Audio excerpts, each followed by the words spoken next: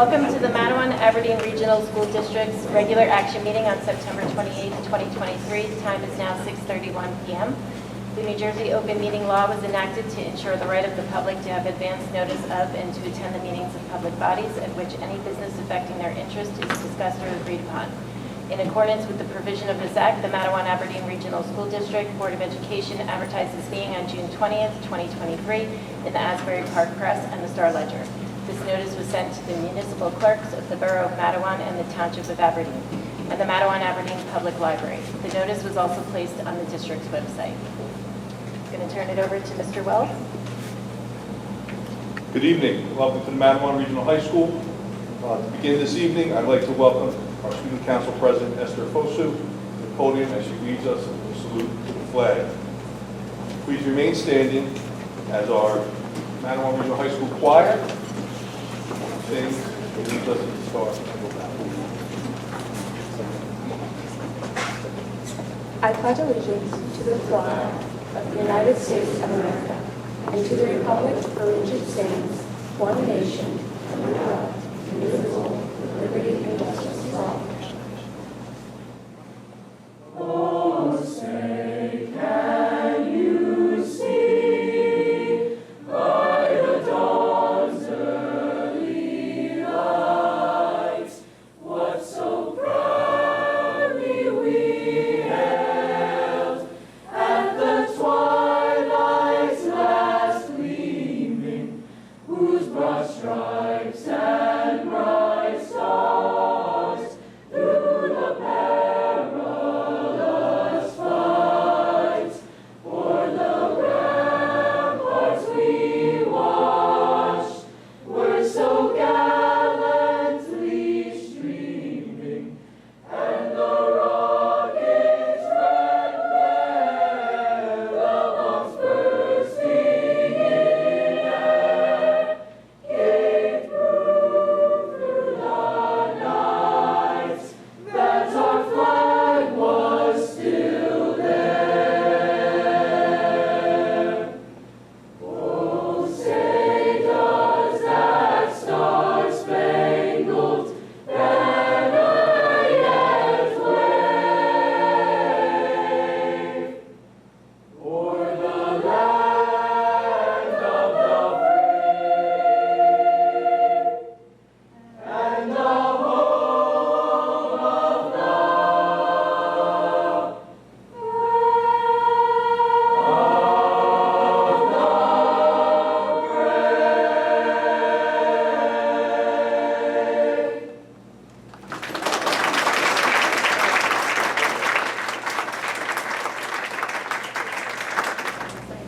Thank you. That was beautiful.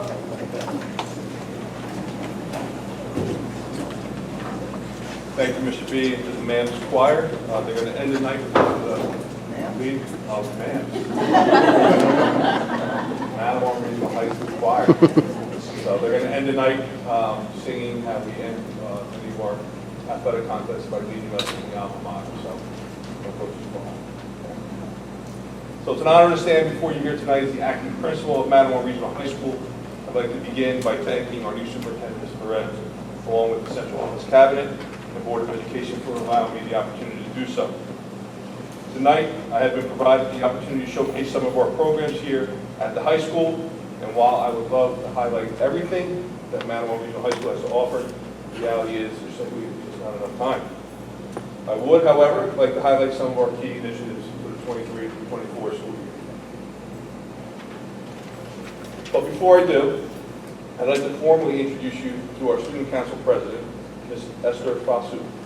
Esther is a dedicated member of our Manawan Aberdeen Regional School District, and in addition to her role as Student Council President, Esther will serve as the Manawan Regional High School Student Representative to the Board of Education. Please join me in welcoming Ms. Esther.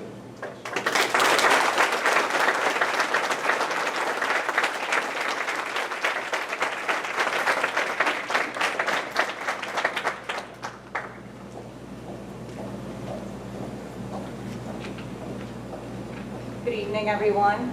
Before we officially swear in Ms. Fosu, we'd like to share a little bit about her. It gives me great pleasure to share a little bit more information about our senior class president, who will now be our student board representative for the 23-24 school year. Esther is involved in many activities here at the high school, which include drama club. She loves to sing and act. She's also the captain of the varsity cheerleading team, where she leads 24 varsity cheerleaders and 14 JV, which I hear is probably the biggest squad right now. Esther is part of the National Honor Society, and she tutors other students. She's also in the Math Honor Society and English Honor Society. I asked her what is her favorite subject, and she said, of course, math with Dr. Jackman and English with Mr. Harnett. She loves to read fiction books, and her favorite book that she recently read is The Perks of Being a Wallflower. Outside of school, she loves to volunteer at a church at ICJC in South River. She assists in Sunday school, is in the choir at her church, and is involved in the Praise Dance Group. So as a senior, Esther is busy making plans at the high school in addition to all of her activities that she participates. She aspires to have a career in theater and plans to double major in theater and communications. Her top schools of interest that she's looking into: Michigan State, Penn State, Pace, and Rutgers. Congratulations on being selected as this year's student representative. We look forward to your monthly reports and hearing about all the wonderful things you will do this school year and what you will be doing in the future. Congratulations.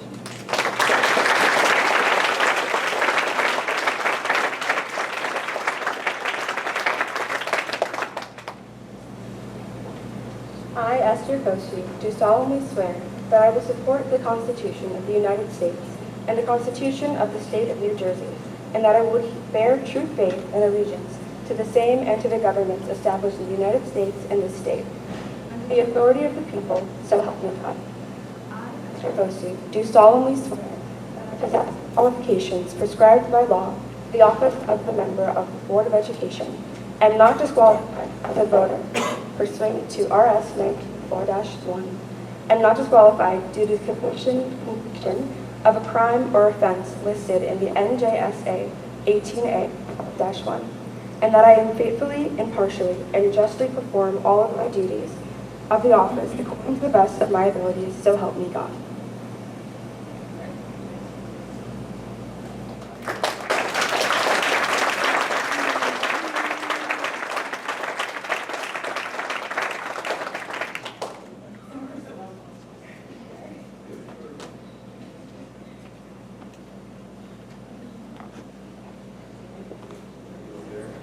Thank you for the kind introduction, Ms. Perez. President Ascoli, Vice President Martinez, members of the board, administration, parents, and fellow students, greetings. My name is Esther Fosu, and it is a great honor to be selected to serve as the student representative to the Board of Education this academic year. It is not a position I plan to take lightly. I intend to prioritize the values of the Board of Education and be an advocate for the well-being of the students in this district, as well as a supporter of the happenings and events within our schools. The school year has only just begun, and even still, it is off to an exciting start. For the senior class especially, it has been filled with traditions old and new, such as the senior sunrise to kick off our school year, to the senior backpack day, where students had the opportunity to reminisce on childhood experiences. The whole building has been buzzing this week about homecoming and all events that happen with the day. We've been conducting student spirit activities to raise excitement towards Friday's pep rally and the game, where the highly anticipated homecoming court will be announced, and the football team, fresh off a win, will take on Pinelands in what can be expected to be a thrilling game. Cambridge Park would also like to express their excitement while welcoming back students and a new principal. They've been enjoying a newly renovated gymnasium floor and newly designed specials classes. Cambridge Park PTO has exciting plans for this school year, beginning with a trunk or treat on October 14th. Ravine Drive would also like to express their excitement in welcoming back students and expanding their special education program, which aligns with the welcoming and inclusive reputation that Ravine Drive Elementary School has been proud to have established. They've opened a new sensory place to help students and faculty recharge throughout the day. They've also started an Instagram, so be sure to follow them at Ravine Drive Roadrunners. Lloyd Road would like to thank the Edge Foundation, SEPAG, the Public Library, and resources from our district Student Assistance Coordinator, Ms. Rebecca Groninger, for a successful back-to-school night. The students at Lloyd Road have completed eye-ready diagnostics, and results will be out to families soon. 5th grade students are excited about their upcoming field trip to Al Air State Park. Instrumental band lessons with Mrs. Hughes will be starting over the next 2 weeks. Therapy dogs will be coming into the building soon, and be sure to make your after-school club selections no later than Friday, October 6th, as they begin the week of October 30th. Coming up soon, the Student Council here at MRHS plans to host all schools and a Halloween festival of sorts. This event will offer a plethora of activities for all ages to enjoy. The event will also act as an opportunity for high school clubs to make presentations. This past month has only been a glimpse of everything the school year has to offer. I'd just like to express my appreciation towards the staff and administration who continue to make all we do possible and work to ensure that our schools not only foster an atmosphere of academic excellence and integrity, but are also enjoyable and filled with blossoming communities to be a part of. Thank you for your time, consideration, and acknowledgement of my position. I'm looking forward to working closely with everyone this year to make this year memorable. Thank you.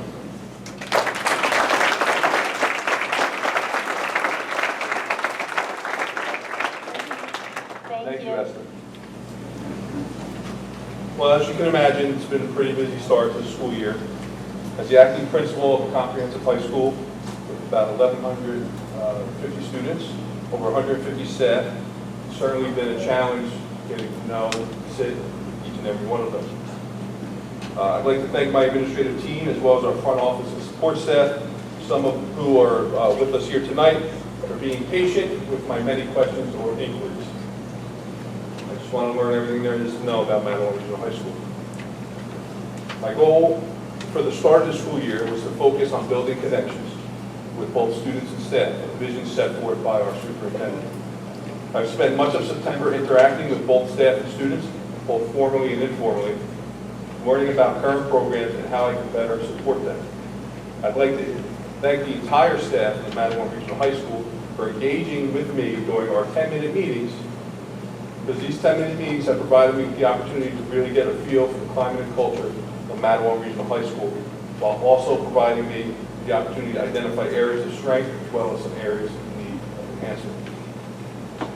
For students, I've spent much time visiting classrooms, engaging with students, and reviewing our expectations. I have even started each day leading us in the salute to the flag and reminding students of the expectations. If you happen to be in the area around 7:15, you will hear me in the whole neighborhood review our expectations, which is to arrive to class on time, prepared and ready to actively engage in the lesson, be kind and respect one another, communicate and take ownership for your education, review and adhere to the student code of conduct, which includes keeping your cell phones, AirPods, and headphones away during instructional time, dress appropriately for school, and most importantly, get involved in your school and your community.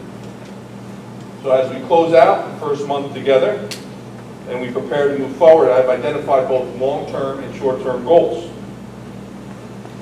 These are what I will share with my staff this weekend as they get an early Sunday morning memo from me each week. So while many of the short-term goals have started to be incorporated in our daily operating procedures, some of the long-term goals will require much collaboration in the coming months, a process that I am looking forward to.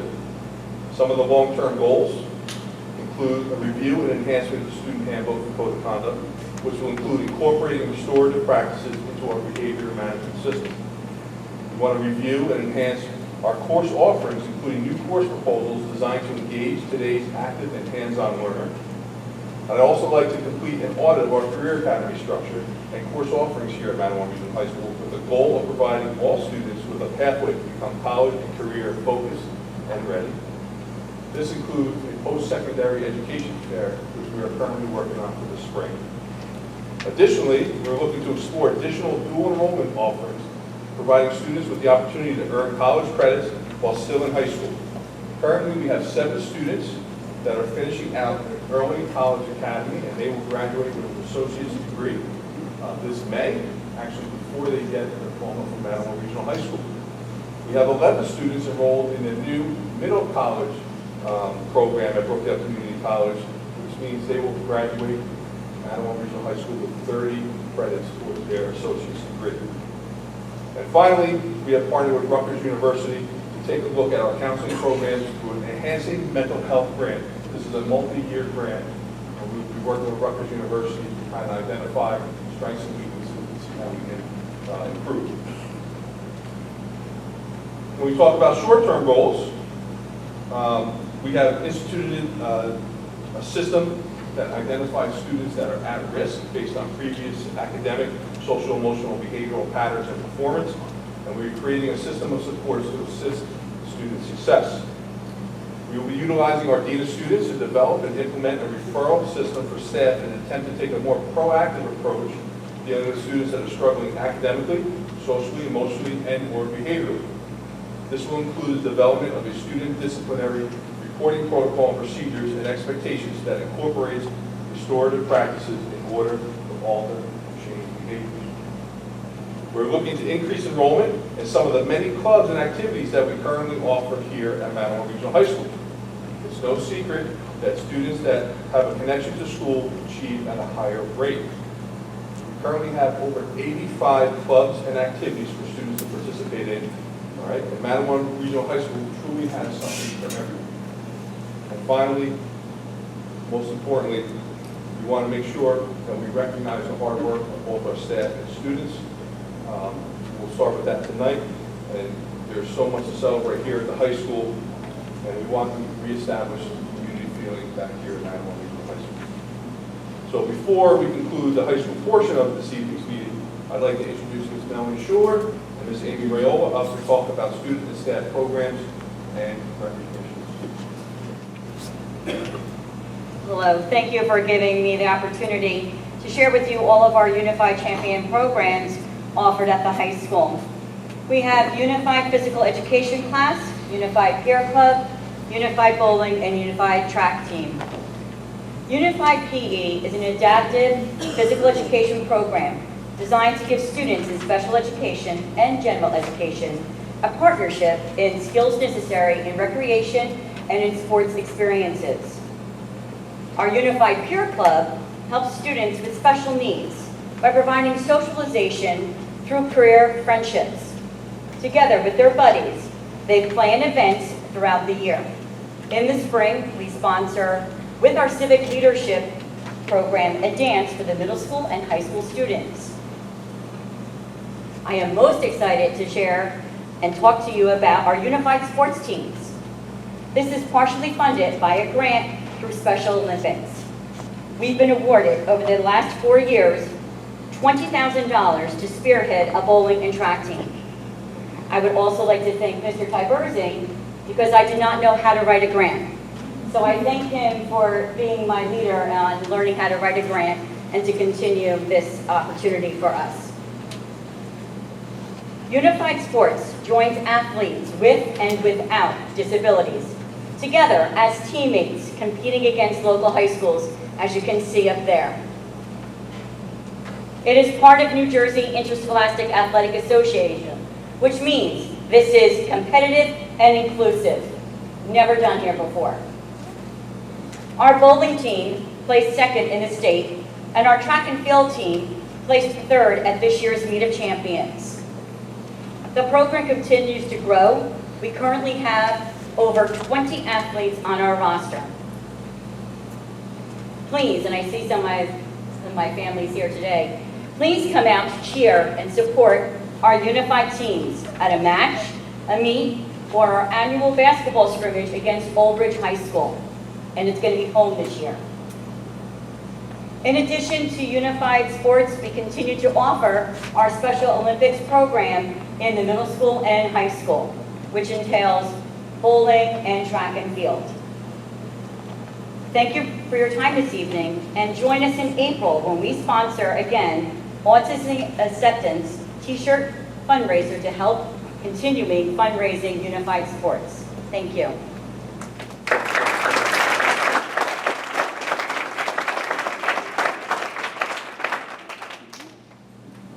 Okay, so we just wanted to recognize some of our students. In August, I got an email from Big Future, which was through College Board, telling us that a lot of our students actually had won 3 different awards for their GPA over 3.5, their performance on their AP test or their PSAT scores, and then they had to identify as a certain category in order to be eligible for a certain award. So these are some of the students who have won awards, and if they are here, I think some of them are. Step forward so we can say hello to you. So I invited them all in today just to make sure that they knew that they had won this award. They got an email also in August about this. So we have 4 students who won the National Hispanic Recognition Award. Congratulations.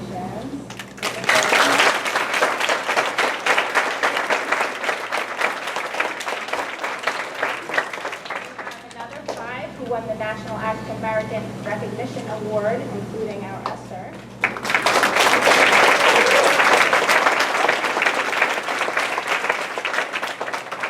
Athena actually won 2 awards. She also won the National Indigenous Award. Congratulations.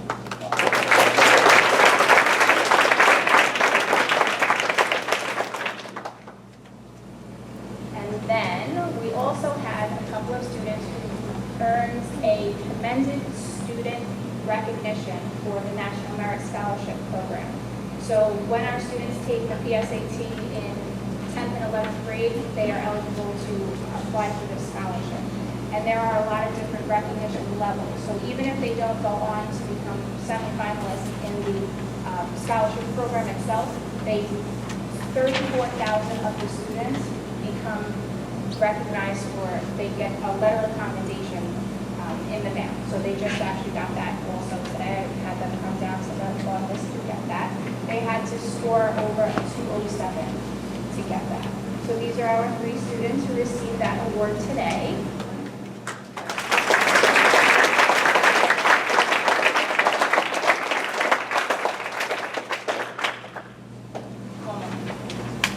And then we have our student athlete of the week, Megan, who got her award today. Actually, that picture was from this morning. Very nice.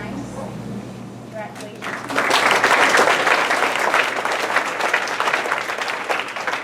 And we have a couple of staff recognitions that we wanted to make use of. Okay. Coach Graber, today, we got a phone call actually from New York Jets this morning. My emergency office got this call and put it through to Coach Graber. He does not want us to let you know that he won this award, but he is being recognized as the coach of the week. He will be invited to a game. I think the game is in December, and he's going to receive a $1,000 donation to benefit our local team. So that was pretty cool.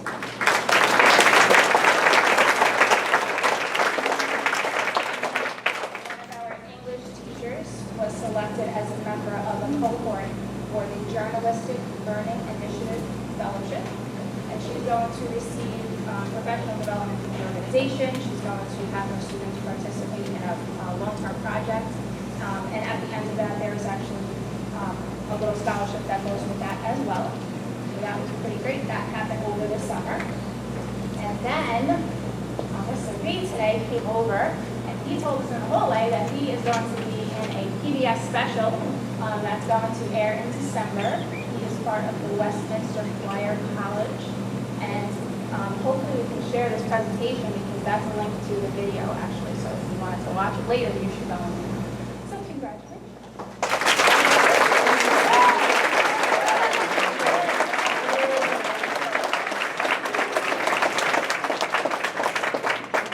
We did start chanting Mr. Graber in the hallways, and he did not appreciate that, so we'll get him on the announcements tomorrow. And congratulations, Mr. B. So as you can see, we've had a busy and productive first month here at the high school, especially with our homecoming and spirit week this week. We will close that out tomorrow with the Maroon and Steel Spirit Day and our fall pep rally.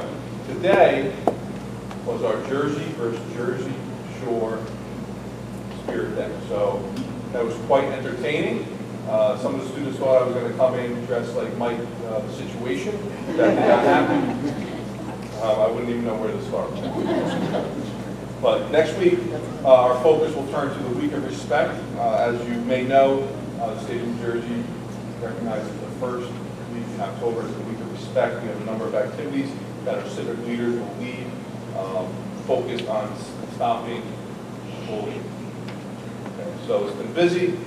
Some of our upcoming events coming up, as you know, our back to school night will take place Wednesday night. In addition to back to school night, the pre-back to school night, we will have 2 presentations. Our NCAA academic eligibility presentation will take place in the auditorium at 5:30, and we will have a financial aid presentation that will take place in the media center also at 5:30. Okay. Fall drama, Ms. Linda Walling got my ear today. Make sure you promote the fall drama. Auditions will take place on the 10th and 11th. Callbacks will occur on the 12th. We will be doing puffs and more. I'm proud to announce that we will be bringing back the MOST program, Mentoring Our Students Together. It's a program that's run out of the middle school, where many of our students volunteer and assist. It's open to students that are grades 2 to 12. We've received several emails from me in the coming weeks on how to sign up for that program. That program will start in November at the middle school. And finally, one more thing. Our new Twitter or X account, please follow us. I'm up to like 3 followers today. At MRHS Highlights. We'll be posting a lot of celebrations in the coming weeks. So I want to thank you for your time. To close out the high school portion of this meeting, please again welcome our Manawan Regional High School Choir as they lead us in the singing of the Alma Mater. Please stand.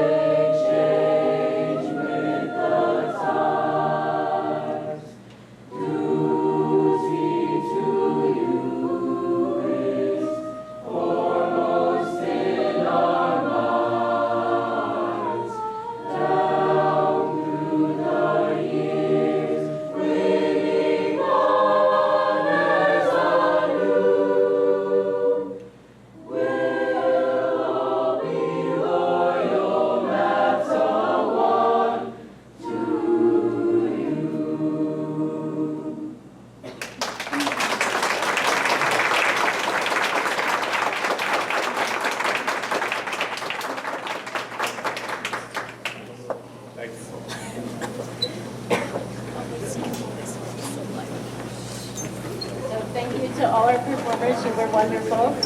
And thank you, Mr. Wells, and all our other staff members for presenting today. I'm very glad to hear we're off to a strong start. I'm also very happy to hear that you set the expectations and goals with our students. That's wonderful. And it seems like there's a lot of great things coming for them, so thank you. Next, we're going to move to roll call. Ms. Files? Here. Ms. Gershner? Here. Mr. Montone? Here. Ms. Powell? Here. Ms. Scott? Here. Ms. Burrell? Here. Ms. Warnicki? Here. Ms. Martinez? Here. Mrs. Scully? Can I get a motion and a second to approve the minutes from the regular action meeting, August 24th, 2023, and the executive session meeting minutes, August 24th, 2023? I'll motion. I'll second. Roll call. Ms. Silas? Yes. Ms. Gershner? Yes. Mr. Montone? Yes. Ms. Powell? Yes. Ms. Scott? Yes. Ms. Burrell? Yes. Ms. Warnicki? Yes. Ms. Martinez? Yes. Mrs. Scully? Yes. Can I get a motion and a second to approve the correspondence to the board? I'll motion. I'll second. Next, we're going to actually start off with an executive session. We have two tonight. Be it resolved that... Mrs. Stoll? Yes. I'm sorry. Can I just, real quick? Thank you so much, Mr. Wells, for that intro with the policies. We really, really appreciate that. And I don't even, it's the little things. So thank you for doing that and reminding every day, because I think it's important.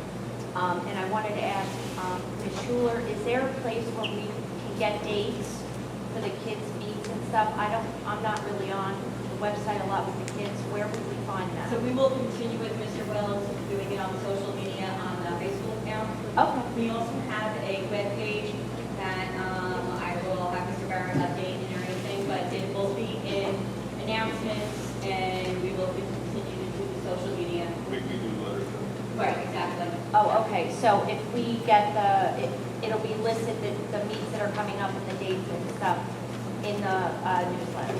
Since Unified is part of NJSIA, Right. it is also listed in athletics. Oh, That's okay. the difference. That's what's so great Okay. about Unified. It is considered a traditional athletic team versus just a special ed program. Right. Okay, perfect, thank you. So as I was saying, we're going to start off with our first executive session. I apologize, it will be about a half an hour. Be it resolved that a closed session be convened for the purpose of discussing privacy, personnel, and attorney-client matters. The subject matter of these discussions will be disclosed to the public when the reason for confidentiality subsides. Although the board cannot guarantee it, the length of the executive session is estimated to be 30 minutes, after which the public meeting of the board shall reconvene and proceed with business. Action will take place. Can I get a motion and a second to enter exec? I'll motion. All in favor? Aye. Can I get a motion and a second to return to public session? I'll motion. So just a couple of items for the board president's report. Parents should be receiving the standardized assessment test scores from last year for their students this week. The district test results will be presented in October, and we will announce when as the date gets closer. As Mr. Wells mentioned, very important seminar that's happening next Wednesday, October 4th at the high school is the financial aid information session. I attended it about a year or two ago, and it was very, very helpful, especially as you have to fill out the FAFSA forms. So if you have a high school student, I would highly recommend attending that. FAFSA this year was pushed back to December, just for those whose kids are attending college or about to. He also went over the MOST program. And the last thing was Mattawan Day is October 7th. It's a great way to connect with other members and businesses in the community, so I highly recommend that everybody attend that. We're going to move straight to the agenda. Curriculum and instruction. Mr. Lehman. Thank you. Good evening. There are no items in red from the committee of the whole, so we're asking the board to approve items A, B, 1 through 4. In this case, I'd like to read a change into the minutes. For item number 3, which is on the bottom of page 1 of 4, continues on top of page 2 of 4. On the agenda, the cost for that item is listed as TBD. For the minutes, the cost for Mattawan Regional High School students is $7,000, and for middle school is $5,500.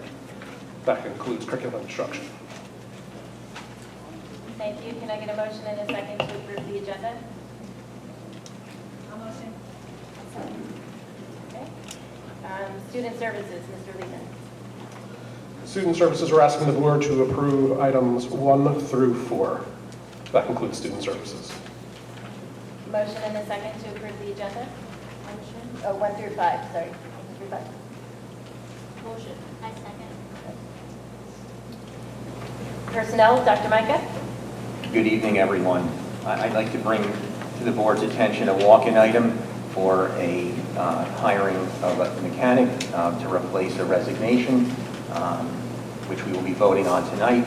And we are also recommending to the board that we approve the items under Section A, Section B, Section C 1 through 9, and Section D 1 through 13. And that concludes personnel. Thank you. Can I get a motion and a second to approve the agenda? I second. Finance, Ms. Case. We'd like to take action on items 1 through 15 this evening for finance. Motion and a second to approve the agenda. My motion. I'll second. Any questions or comments from the board on agenda items?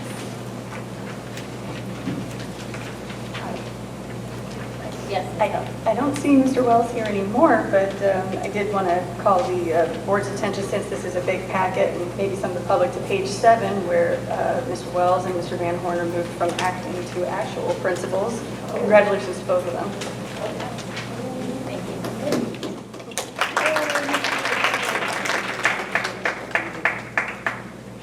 Any other board members with questions or comments on agenda items?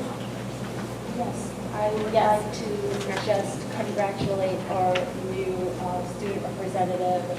Her resume is very impressive, and I'm looking forward to working with her. She's going to probably do something fantastic. For posterity, her brother was also a board representative as well. Wow. Yes.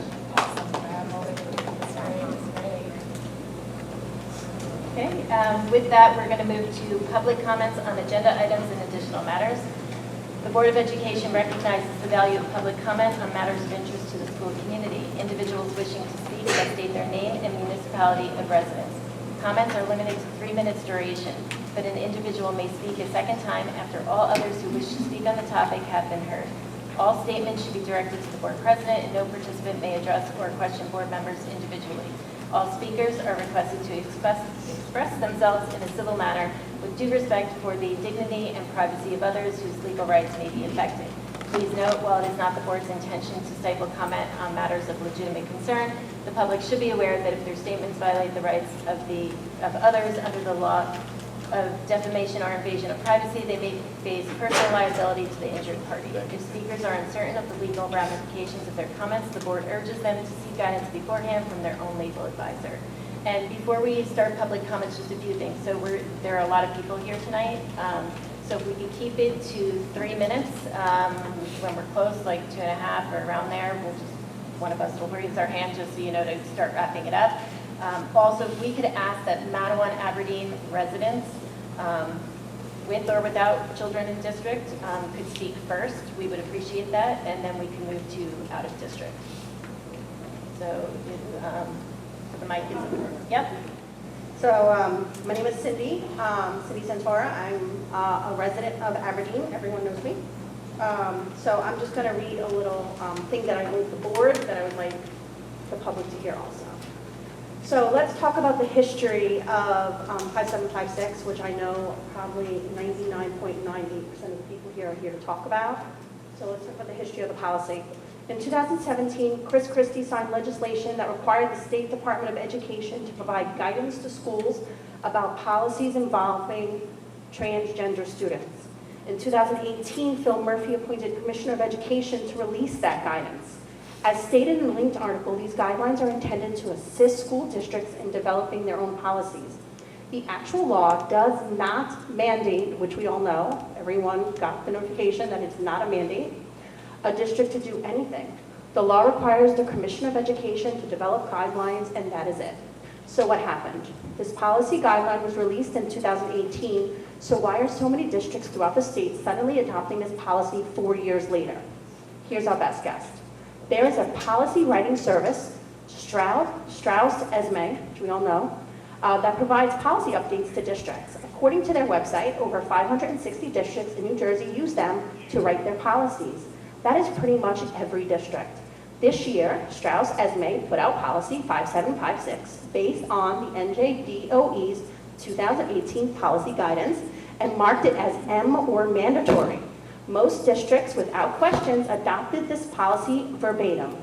The policy, as written in the guidance, directs staffs not to disclose student name changes to parents, advises school districts to consult their attorney if parents disagree with when they find out, directs staff to create 2 files for students, keeping 1 confidential, directs staff not to inform parents if their child is receiving mental health counseling, references Child Protective Services as a resource, directs districts to allow boys to compete in girls' sports, directs districts to allow access to restrooms and locker rooms based on gender identity. Based on this K-12 policy, a school could have a student as young as 5 change their gender while their parents have no idea. This policy does not require substantiation of child abuse or neglect to hide a student's new gender without parental knowledge or consent. As a result of this policy, biological males are erasing biological females' achievements in sports. Why is it marked M if it isn't mandated by law? This is where you get into a gray area. Board attorneys, which I think we need a new board attorney, board attorneys will advise you it is best to adopt this guidance as written to avoid the potential for a discrimination lawsuit from a transgender student. They also might advise that the confidentiality of the gender change is critical to ensure student safety in a hostile home life. Guys, if there is a hostile home life, that child should not be in that home, okay? Next. What is not being considered is the other side of the argument. We know that the suicide rate for transgender youth is astounding. A recent study claims 82% have attempted suicide with 40%, what happened? Oh, okay. With 40% actually making attempts. That's why I'm talking the best. If students are struggling mentally and the school is aware but a parent is not notified, could the district be found liable for damages if the students were to harm themselves? Also, is there a possibility for non-trans students to file lawsuits against the district for discrimination in sports or faculty usages? For either of these scenarios, we don't know how a court would rule, as there isn't much legal precedent established yet. We are in uncharted territory. So my thing is, I would like the board to not use ESME ever again, and I would like the board to consider using the NJSBA membership to help write policy, because obviously this ESME thing was a huge fail. And then obviously I would also like to call for a vote of no confidence in the board's lawyer, and I would like to request information on how we can change that. Thank you. Hi, my name is Dara Simon, and I live at 393 Myrtle Street in Cliffwood. I'm here tonight because I do support this policy 5756 and the Manawan Aberdeen School District's continuing support of it. I read it yesterday twice, and honestly, I don't see why this has become a big discussion. I get that, and I have children here taught that. All right. So, all right. We are here discussing a policy that has been in effect for years, and it shows respect and support for a portion of our community regarding their core beliefs about themselves, allowing a student to use a name and pronouns they feel most comfortable with has not affected a teacher's ability to educate children. I have not seen an effect on my children's education in this district since the policy was adopted. I feel normalizing the trans, non-binary, gender fluid is good for my kids. They know people who they are in their hearts. It does not matter about what their gender was on their birth certificate. If you take offense as part of the policy regarding informing parents that their child goes by another name or pronouns, I hope you also notice in the policy where resources are referenced to support the student and their family. It is the student's choice to make you aware of these changes. The child is not endangering themselves, they are just being themselves. And if you, the parent, have not been privy to your child's core beliefs, that says more about your relationship as a parent and child than it does about the relationship between the school and students. We are a community of diversity, racially, culturally, religiously, economically. By law, a public school cannot discriminate against anyone. And policy 5657 is ensuring that. This debate has gone on now for 3 Board of Education meetings. It has had enough debate time. If you truly want to debate an issue, you should have done this years ago when the policy was adopted. Not now, because people are trying to fire you up about it. Ask yourself, how was my life affected in the past year, 3 years, 5 years, since this came out? If it wasn't, then I insist we move on to other matters that require our board's attention. Thank you. My name is Jacqueline Moskowitz. I live in Aberdeen, Matawan. My kids attend an elementary school in our district, that's Strathmore. My twin boys, my one son loves to play paint, and he loves to play with Barbies, and I think that's fantastic.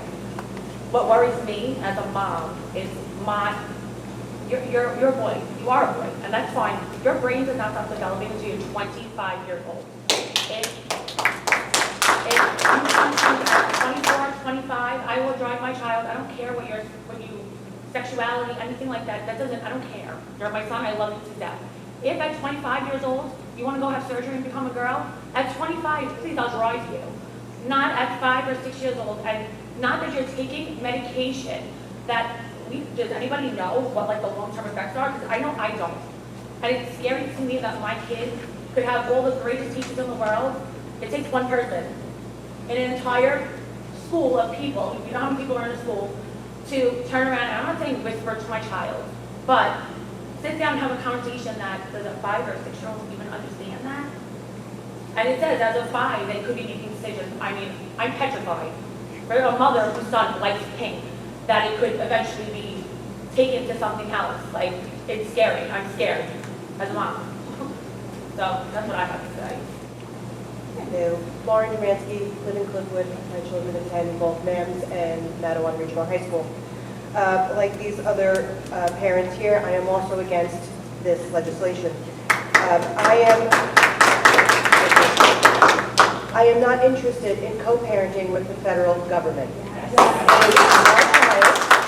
my choice. We are the parents, not you guys. The global you guys. My son was 7 when I was pregnant with my last one. And I also had a toddler. And he liked the idea of pushing around a baby stroller because mommy pushed around a baby stroller and mommy has a baby and he wanted a baby. And it might not have been the thing at the time, but I did get my son a baby doll. It was to teach him how to properly hold a baby, how to handle a baby. If that were to happen in today's day and age, and my son were to go into 1st grade and tell his teacher, hey, I like to push around a baby stroller, and I have a baby at home that I play with, what would that mean to that teacher? And what will we start telling my child, and then hiding from me as the parent, that maybe my child could be just a little bit confused? I think at 5 years old, my son also thought he was a dog. Are we going to let it get to that extreme? This is nonsense. It has to stop. Let us be the parents, you be the educators, and that's where the line has to be drawn. Casey Baroka, Farmingdale, Matawan Aberdeen Regional Education Association President. So, as I said before, I know this is a hot topic. I just want to say again, teachers teach the curriculum that is board approved. We have seen many students come through our doors, diverse students. We teach all of them. I have never heard of a teacher in this district telling a student who may be more feminine or more masculine that you should be one or the other. We are worried about teaching students. That's what we are worried about. If students have social emotional issues, that's why we have guidance counselors in place. There are no teachers telling 5-year-olds you should be a boy. And I cannot sit here and allow them to be denigrated when all they're trying to do is teach. So if you're going to come up here and say that what if and what could happen, I just have to echo the woman that came up before. This policy has been around. There has not been one incident of any teacher ever once saying to a child, oh, you like to play with frogs, you should be a boy. That's not happening.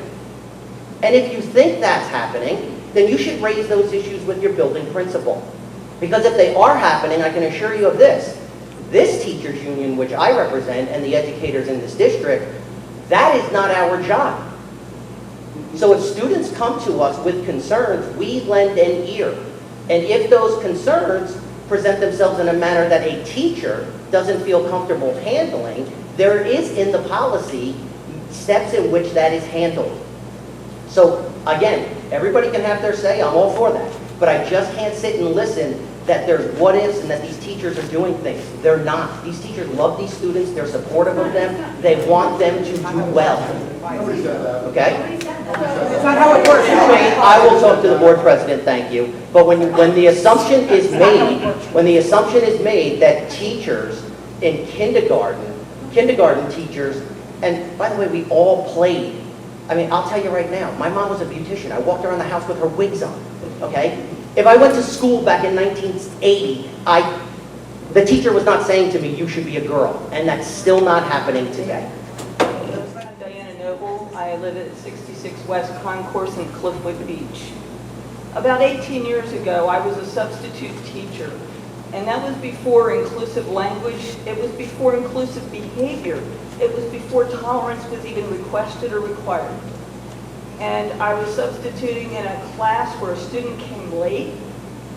I had to report them because they were changing their clothes in front of the board, and I couldn't tolerate them changing their clothes. The story turned out to be, the student came to me later after school and said that this student wanted to transgender. I had never met anyone like this. She was a middle schooler, and at the time, the principal denigrated her. Her guidance counselor was trying to help her get on an even chemistry and do what she was supposed to do. They'd spoken with her at home. She couldn't change clothes in the gym because the girls refused to allow her. They denigrated her in the locker room. And of course, there was no chance that she would change in the boys' locker room. And in order to try and fix her focus where it belonged, they refused to allow her to change in the nurse's office. So this child was extremely depressed because of the treatment. That was around 2006. A few years later, more inclusive language came about. The teachers in the school, the faculty, everybody had a more open mindset about this. And if they didn't believe in it or personally went to accept it, at least they weren't going to put more pressure on this student in a terrible way. So for that reason, I would be supportive of something like 5756. Thank you. Good evening, everyone. Oh, sorry. Can you hear me? My name is Sarah Gershon. I live in the A section, and I'm a student at the high school, so I feel I have a perspective that's different from a little bit of everyone else here. And I just want to call to attention that I see and what I've experienced so far throughout my career at the district is that no one's pushing opinions on us or anything like that. We are in school to learn, and we're here to become American citizens where people are accepted. And less than 5% of the American population is transgender. And I think it's really important that as American citizens, we know that we can accept someone. And so I also call to the board to remember that a school is for learning and it's not a political playground. Thank you. Hi, good evening, everybody. My name is Lauren Richards. I'm from Matawan. I have 2 kids in Ravine Drive Elementary School right now. I don't have a speech prepared. I wasn't really planning on getting up and speaking, but I think it's really important for me to come out and actually put my money where my mouth is on social media, talking to friends and all of these things, and say that I would like the board to keep the current policy the way that it is. All of our aim here is to protect kids, and that's the purpose of this, is to protect kids. Somebody mentioned the high rate of depression and suicide that trans kids have. There is a reason why this was put into place in the first place. A parent doesn't have to be abusive to their kid to the degree that they would be taken out of the home. Trust me, DCPMP has other things to worry about besides kids and parents that don't agree on gender identity or politics. As long as they're getting fed and, you know, a roof over their head and not beaten, they're not going to come and take them out of their home. That doesn't mean that it's safe for the school to tell the parent that they're using a different name or different pronouns. And if that's going to keep the kid from ending up talking to me, because I work with kids as a mental health professional, saying that they're having suicidal thoughts and saying that, you know, they can't live life anymore because they can't really be themselves and they're so torn and they feel unsafe, and now they can't talk to a counselor about it, or, you know, they can't just use their pronouns that they want to use at school. And they have no one safe to go to about this. And now, you know, they're thinking about suicide and they are really unsafe. This is the purpose of this. And I think that everybody is here because they're really passionate about wanting to keep kids safe. And I think that keeping an open mind and listening to the actual students and teachers who are saying, this is not being pushed on anybody. This is not like we're going to make your kid go in one direction or the other. We're just trying to keep it as safe as possible for the small minority of students that need to be protected. Thank you. Hi, my name is Shauna. Shauna Russo. My son is a student at Strathmore, first grade, and he's in a special needs program. I am the mother of a 6-year-old minor child in the district. This is our 5th year here. He's done pre-K for 3 years, kindergarten for a year, and now in first grade. The reason for my email that I had sent a few days ago that wasn't included in the agenda today, my email is on behalf of my son, as I said, and other children. I don't know how many of you personally, but have dealt with the former superintendent, Dr. Micah, in the past for issues or concerns I had with the school district. Although he is no longer the superintendent, he has always been someone that I respected highly and could go to when I needed to get things expedited quickly with my concerns. I also know of Miss Nellie Perez, who is the new superintendent and has dealt with her in the past with my son, attended Cambridge several years ago, and I've always had a good experience thus far. I have always been an advocate for my child and will continue to do so. I attended the first BOE meeting a few weeks ago regarding this. I also was on the PTO executive board for 2 years at Cambridge.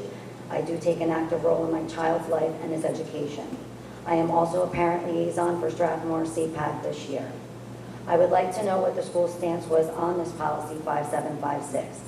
How it is okay to want to change all wording in policies to say all other sexes in replacement of words male and female. They are allowing words like she, he, they, them, her, etc. in the vocabulary, but now want to remove male and female vocabulary. How is this equal rights? So now a male or female has become non-protected classes, while the rest of the other classes of people are protected. Where are our civil rights as female or male and those who identify as such? I tell you where. They are slowly but surely being removed, and pretty soon they will be controlling all of us.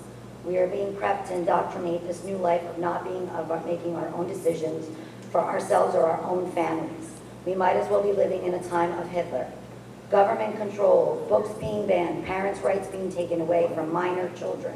Again, we are not referring to children who are old enough to make more decisions on themselves like an 18-year-old or a 17-year-old when they discuss it with their parents. This is truly sickening and upsetting to me as a parent. This is very concerning. By definition, a minor child is someone under the age of 18. A minor child is not legally able to make decisions of their own until the age of 18 or even at 21. How could a school district and the state Department of Ed expect a minor child to be able to make a decision on what gender they think they are or identify as at the age of 5 or under the age of 18? These kids are going to school to be taught an education, learn math, writing, reading, etc. Keeping secrets from parents is not the way to go. We were not saying before, some of the other parents were saying that they were worried about teachers talking to them or trying to push them into something. We weren't saying that they were going to. We were just saying we had a concern about it because the Department of Education is stating that teachers and staff, etc., can keep this from parents or that they're looking towards that. That was what we were stating about this agenda. We were not saying that people... Sorry, if you could wrap it up. Okay, we were not saying that people who were transgender and so forth, that they didn't have rights either. But at an age 5-year-old as a minor, if they can't vote and they can't drink and they can't get a tattoo and they can't live on their own or make decisions for themselves, then something like this, if it's stated to them in school and they tell the counselor, then the counselor should also be telling the parents. That is all what we were saying, if I'm correct. Correct? Thank you. Thank you for your time. Hello, my name is Abby Berg, and I live in Matawan. I have kids in the middle school and kids in the high school. So before I came here tonight, I was like, what am I going to talk about? I had pulled up statistics, and I had all these studies, and I'm like, that's what I'm going to talk about. But you know what? I'm not going to talk about that. You know why? Because I'm not going to change anybody's mind. Nobody's going to change my mind. And the board is not going to break the law. Okay? So I think that's where we're at right now. Now, if they're going to change things around a little bit, whatever. What I want to talk about is how I don't appreciate that there are people from our town going to other Board of Education meetings and speaking as if they're speaking for us. And then saying things that aren't even true. Saying, I watched it, saying that the kids are afraid to go to the bathroom because of this issue. No, you know why the kids don't want to go to the bathroom? The kids don't want to go to the bathroom in the middle school because they're gross and the kids fight in them. And the kids don't want to go to the bathroom in the high school because they're gross and the kids are smoking in them. Okay? That's why the kids don't want to go to the bathroom. I asked my kids in high school, well, what happens if there is someone like this in the school? And he told me that they do the same thing that if anyone needs to take a poop in the school is they go to the nurse. So your bathroom issue is now solved. Okay? They're not going to the bathroom because we have an issue here in this town. Our problem in this town is because the kids are not invested in our town, okay? It's not this whole 5756. These kids don't care about what goes on here because the town is not vested in the kids and the kids are not vested in the town. So I have a couple of suggestions. Because everyone's pointing fingers, I have some suggestions. I think that we should make, starting in grade 6, community service mandatory. And that doesn't mean that you're going outside of school. You could do things like the PTOs are 501c3s, right? Maybe they can help the parents who come in during the day organize the closet or help set something up. Maybe they can go outside the buildings and pick up some trash or be a peer buddy to another kid, okay? So that they're vested in that. And we have programs like the Parents of Special People who have so little people to help them out with their special needs kids that they have to go online and beg for volunteers. Okay, that's what we need here. We need these kids to be part of this community. We need our businesses, maybe, that if you want to have a business license in town, maybe they need to partner with the district. Give us internships, work with us. Make it so that the town loves the kids love the town, give them things to do. That's what we need to do here. We don't need to worry about, my high school principal was a pedophile, okay? Trust me, I get it. He went to jail for a long time. Okay, and the people that were surrounded by him knew for years. So I get it. That's not happening here. Okay, that's not happening here. And the other thing I think we really need to talk about or think about is, I know people don't like it, but there's been a lot of fights and a lot of issues based on, it's not finances, but it's the way the kids speak to each other about who's rich and who's poor. A lot of it has to do with their clothing, their sneakers, and I don't know. I'm all for uniforms. I know it's a big, oh no, uniforms. I'm not saying that we're all Sorry, doing if it. you don't mind wrapping it up. Sorry. Okay, I'm sorry. So my whole thing is this. One side is never going to agree with the other side. The board's not going to do anything against the law. I mean, I don't think anyone wants to get sued. Okay, we already don't want to pay for SLEOs. You don't want to get sued, trust. But if we actually want to take care of these kids and you want to take care of their town, let's do something that's going to get everybody involved. Okay, that's what we need. That's not what we need. All this other is just fodder. It's just BS to take you guys off the ideas. Because that's not an issue. I mean, I know you guys want to know what's happening with your kids. We're different. I don't need to know everything that's happening with my kids. Trust and believe. I hear the way they talk. I don't want to know sometimes what's going on with them. Thank you. Thank you. Have a nice day. If you guys want to do something for our kids in this town. Next. That's what we're here. No, actually do Are something. there any other public comments? For the district? Any other? Okay, sure. I'm not going to use this microphone but my name is Nicole. I have 2 children, one in MAMS and one in Triathlon. I am not going to get into LGBTQ or transgender. I am all for that. I am not for secrets. Help me parents, I've been telling my children since they came out of it, do not keep secrets from me. This policy says, and it's not you, the policy is making you do that. That is my right. That should never happen. My child should come to me for everything. Safe space, I'm safe space. I am their safe space. Every day of my life since I've had them, I am their safe space. Not a teacher who's going to keep secret, has to keep secret. That is my only problem with this policy. Protection of every child, I'm all for it.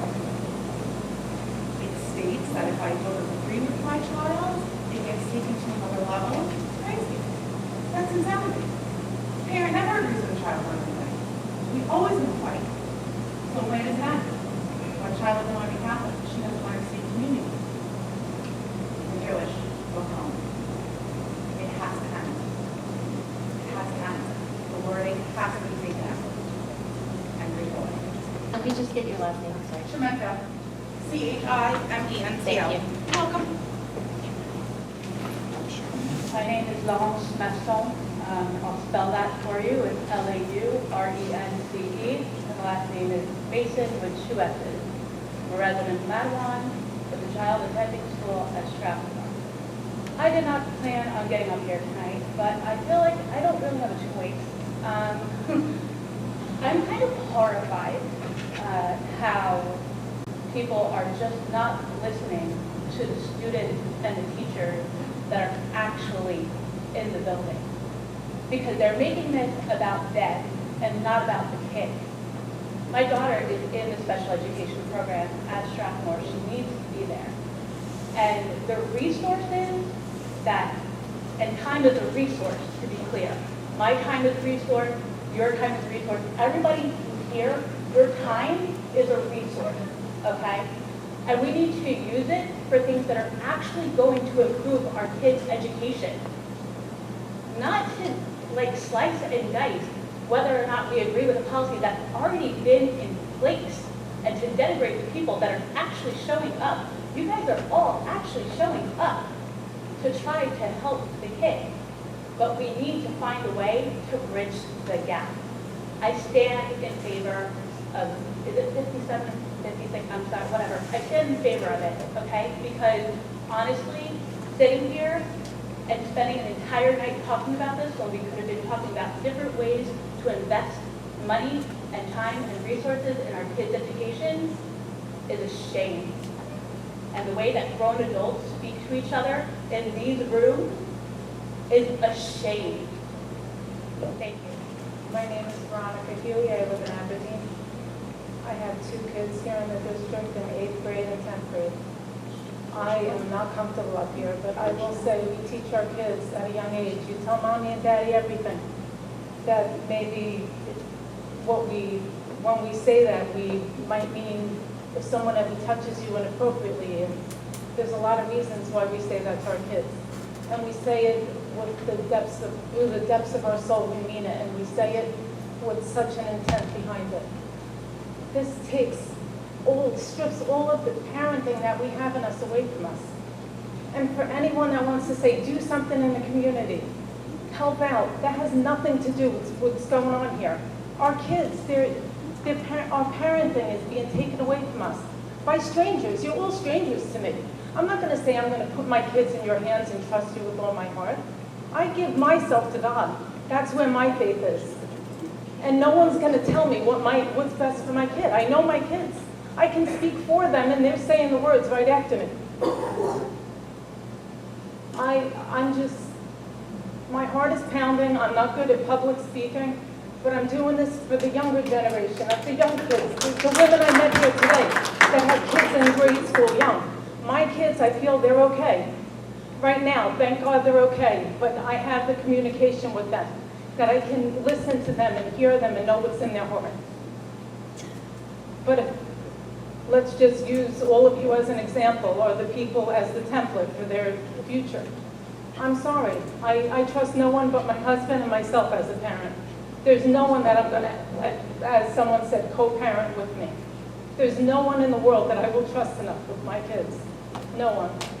And I really do hope that everybody open-heartedly listens to this and just picture scenarios in your own head with your own kids and how you would feel if your parenting was taken away by a district because someone wanted to be stubborn and say, this is what I stand for.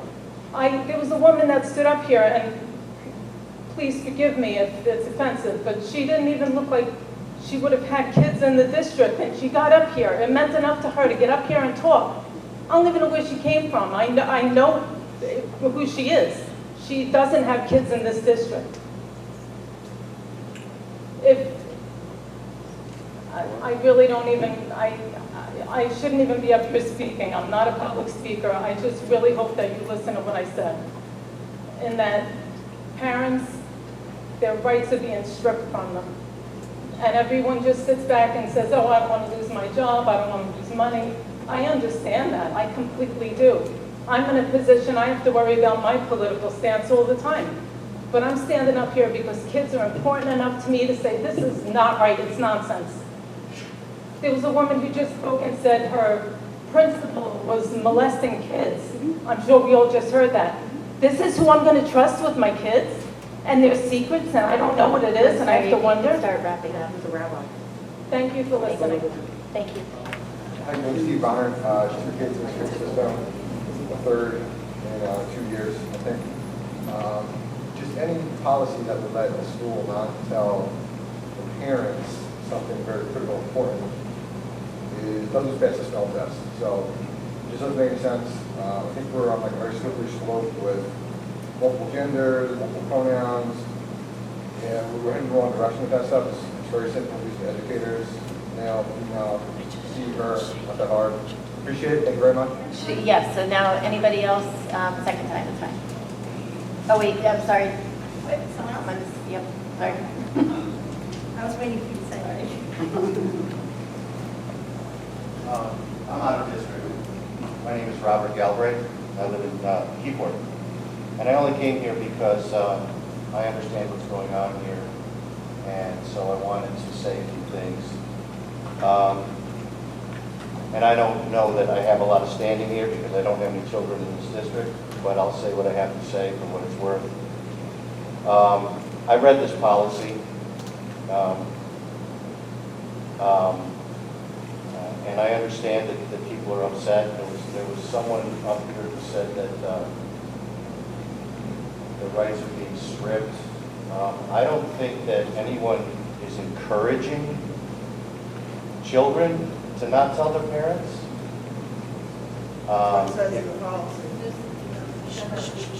I sat and listened without comment. So I think maybe you could afford me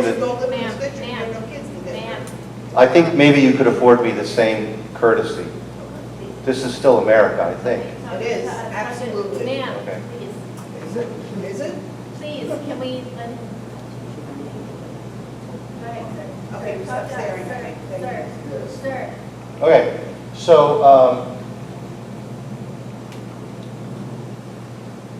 you know, I don't think that anyone is being forced, anyone is telling children not to tell their parents. If you have such a great relationship with your children, and you tell them to tell you everything, and you believe that they tell you everything, I'm not sure what the issue is.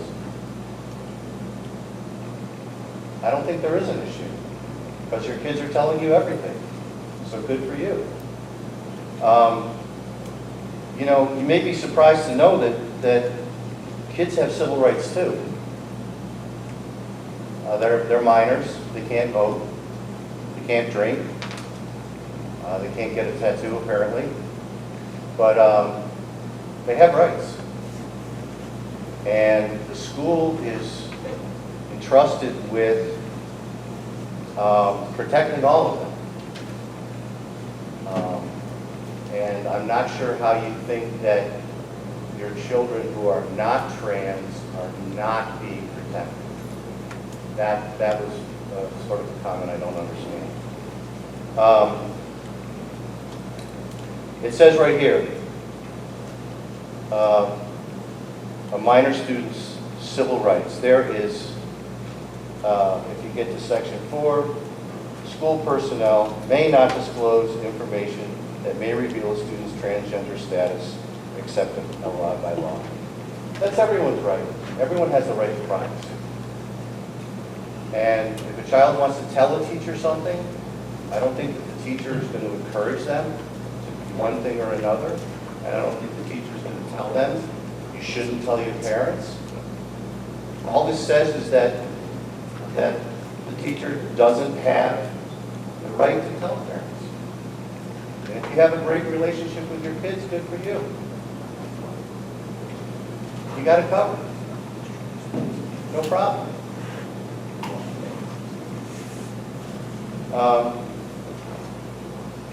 That's all I got. To the podium, if you don't mind. Nobody else has. Okay. Sorry. Okay. Sir, I understand what you were saying. Jacqueline Moskowitz again, Strathmore kids, I live here. My kid I'm speaking about is 6. So when you were talking, I actually felt like you were directly talking to me, which I don't think you were, but I'm just saying, I took it as that.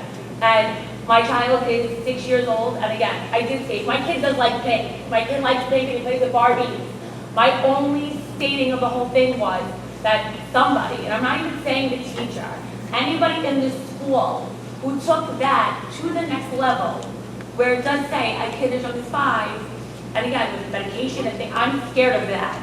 So that's all I was saying, sir, and that's what I was saying to you people, but I really have to go and sleep. So I'm gonna go home now. Have a great night, everybody, get home safely. Hi, everyone. Cindy Santora. I'm back again. I just want to reiterate what I said earlier because it was like kind of rough at the end. So the big part was that that we really don't know how the courts would rule because there isn't much legal precedent established yet, and we are really in uncharted territory. The bottom line is the truth that there's no legal authority that requires a district to adopt the 2018 NJDOE Transgender Guidance for School Districts, often titled 5756, as written. A district is free to develop its own policy on this issue. Make sure your board is getting accurate legal guidance from the board attorney, which is why I am requesting you guys get a new board attorney.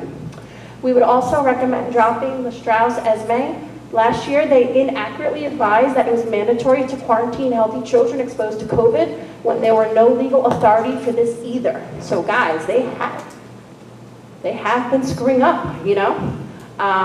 This turned out to be misleading, and Middletown, which is like, that's the district, was the first district last year to successfully challenge it. It seems like Middletown is leading the charge in almost anything. I would love to have their lawyer. Every board might want to consider switching to the NJSBA's policy writing services. However, we need to be careful because they did help write other policies that weren't that great. The moral of the story is do your homework. When something is labeled as guidance, it usually is.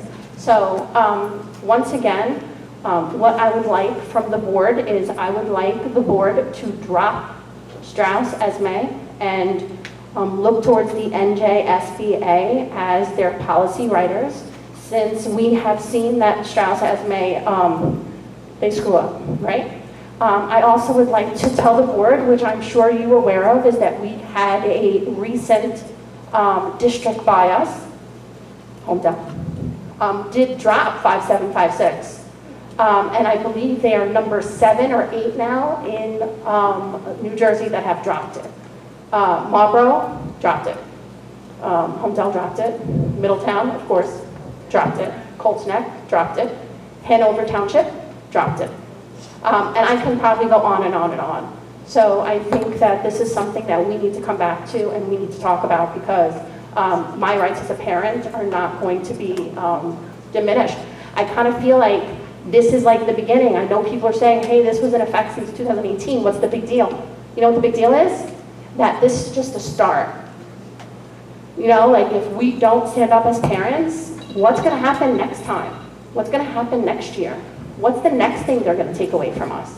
I'm sorry. I'm not letting this go. This has to, and honestly, I know that the policy does have other things on transgender. I really don't care about those things right now. You know what I care about? I care about the secrets. I mean, I've said it multiple times. Thank you. Again, Lauren Samantha Cliffwood. I think there's some things here getting very misconstrued. And like Veronica, I have children on the end of their schooling career is in 8th grade and 10th grade, so I'm not as concerned because my kids aren't little anymore, and for those with very, very little kids, God bless you. I wish you well. And nobody here, I think, is attacking teachers or this current administration as far as potentially doing something to the children by influencing their ideas. I think it's just a very sensitive topic because they are our children and we're here because we do care. I think this current administration does a great job. I think the teachers here are fantastic. And if anybody on the outside talks to me, I do nothing but praise this district on how well they are. That being said, like Cindy said, I think the concern is that this is opening the door for more things to come that are going to strip our rights as parents, and that's where we're starting to get concerned. Also the secrets, again, very, very big thing. Do not keep secrets from me. This is what we teach our children. Don't keep secrets from us. Let's have conversations. And this policy is trying to teach the kids it's okay to secrets from your parents, and you don't have to tell them everything. So yes, I am all for diversity, I'm all for inclusion, I am all for supporting transgender. What I am not for is having girls in the bathroom with my boys and boys in the bathroom with the girls. I think there needs to be a separate, maybe transgender bathroom. I think that's acceptable. But next thing is going to happen is these boys are, my boys, I mean, what happens if there's a girl in the boys' bathroom because she identifies today as transgender, and tomorrow she doesn't, and she says, those boys looked at me while I was in the bathroom. Now my children could be in trouble here. So there's so many gray areas that we have to really consider. The bullying in the school, the fights in the school, those I think are the things that are important that we need to worry about. I think 5756 needs to be put aside until it's rethought out, thought out better, and reorganized. It's Abby again. I wanted to tell you guys a really quick story about how, bear with me for 2 seconds.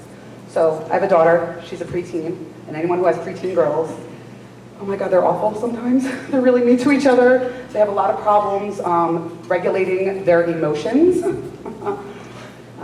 Maybe 11 through 45, okay? So my daughter was having some problems with her friend group, right? And, you know, my advice was like, oh, these girls are nasty, just let them go. You know, we're just trying to make her feel better, right? So one day I get a phone call from one of the guidance counselors over at the Lloyd Road, right? And what they were telling me was they were having a conversation with my daughter about how to interact with these girls in a respectful way, in a way that she can feel comfortable to approach them and not feel like she's being mean, but she's also being respectful. So I kind of knew there was an issue, but I figured we should just let it go. I am so grateful that that guidance counselor took the time and didn't immediately call me and be like, oh, these girls are mean to your daughter and we're having problems. She took the time to help my daughter talk it out. She didn't tell her what to do, because we all know a good therapist is never going to tell you what to do. They're going to ask you the right questions so you can come to conclusions by yourself, okay? I think that if my daughter would have come to me, the whole situation would have been different. I wasn't understanding where she came from. I'm not a little girl, and I don't hang out with little kids, and I'm not in the school, thank goodness, because no thank you. So there's a time when I was not told that there was an issue until all the way after the fact. Do I feel like the teacher and the guidance counselor lied to me? No, what I did was I said, thank you so much for helping my kid, like, deal with this issue, okay? Thank you for helping her, because I think what we also don't realize is that I think that everyone's afraid that they're not going to be talking to you guys. The law is if the child or anyone in therapy is at a danger to themselves or others, a phone call is immediately made. But remember that the phone calls go both ways. Your guidance counselors and your teachers, they're also mandated reporters. So let's all just be, I think not everyone thinks about like the big picture. So we just have to like understand that that was just like just a nice story, that sometimes we don't need to know everything. But if there's something that we need to know, the people in this district are going to tell us. And as for everyone's like, oh, look, her principal was a pedophile. Yeah, he was. And you know what? We didn't have stuff like this to help them. It was a 30-year issue, and he was a rabbi, and he came from a man of God, and everyone respected him in the community for years. You can look it up.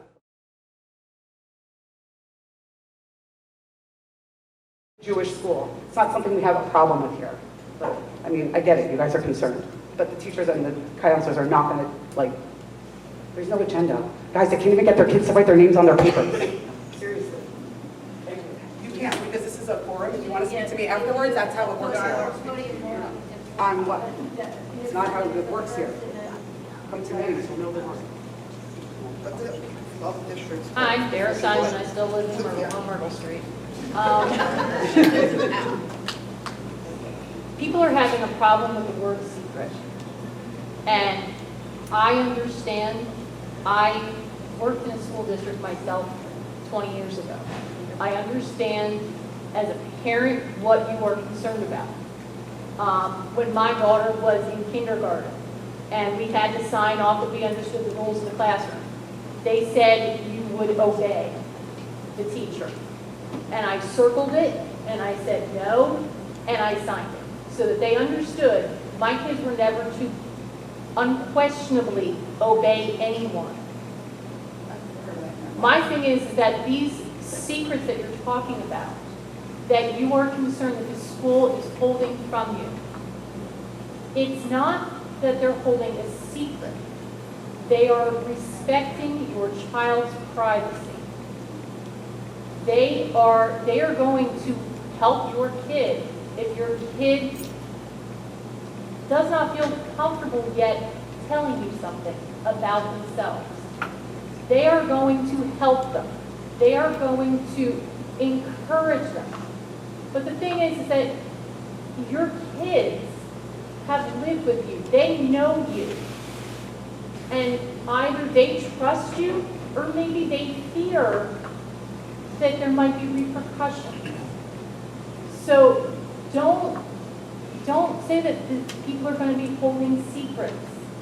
It's not that they're trying to do this. They are trying to be supportive of these children. And that's what we want. We want our kids to feel safe. And there are times where we can't always be their everything. That's why we send them to school, so they can learn, so that other people are involved in their upbringing. It takes a village, and this is the village, right here, all of us. And we have to trust each other a little bit. That teachers don't go into this business to ruin kids. They really don't. And we're just all trying to do our very best. And you have to look at it, take a moment and think about what it is for that kid. They don't know how they're going to be accepted or rejected. And so they don't want to say it at home. I know because I've met these kids. And they are good people. But they don't want the biggest relationship in their life to get tanked. So think about that. They don't care. Honestly, teachers do not get into this business just to screw with you. They are here to do the best for the students, and that's all they want. My name is Abby Aronofsky. I have two daughters. One's in the middle school and one's in Strathmore. This whole topic of 57, 56, I don't even know where it even started. I'm going to be very honest with everybody. But I feel as a mother and my husband, we are the parents. Our kids come to us. Do our kids tell us the truth all the time? Absolutely not. But I want to make that decision for my children. I don't need anybody else to make decisions for my children. And I thought we were here to talk. The stories that are coming, I get everybody's story. I mean, I understand it. I get it. But for me, Veronica, my husband, it's just come to a point that when is enough enough? Like the past, I don't know, 4 years, 3 years, everything is just taken out of proportion. In my eyes, my 8-year-old daughter, she's not ready to make choices. I'm sorry. She's not ready to make choices of doing certain things. So we don't think the teachers are not doing their job. We do.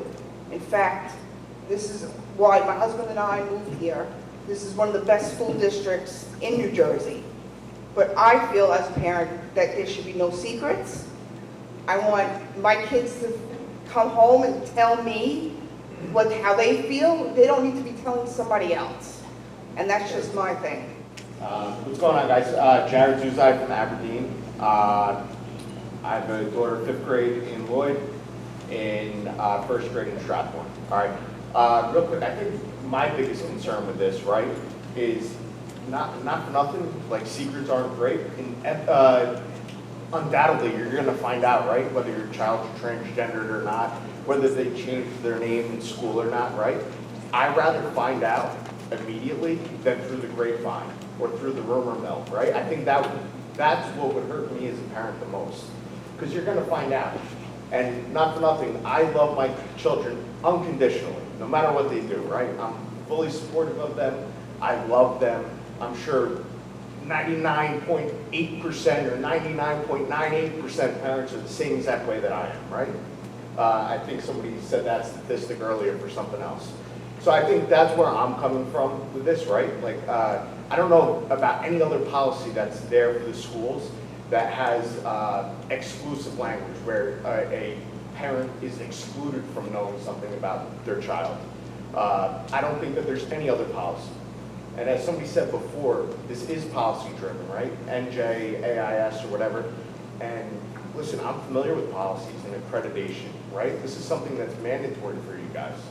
I'm sure that if you guys are not accredited, right, you guys aren't innate, or you're not able to get certain grants and whatnot. And I'm sure this is like, you know, part of that is the reason that you guys are debating this issue more than anything else, right? Because if you do get rid of this policy, it could have negative impact on the district, right? Whether it's funding you lose because you're not accredited or so on and so forth, especially if this is something mandated, because NJAIS is the accreditation company in New Jersey for schools, right?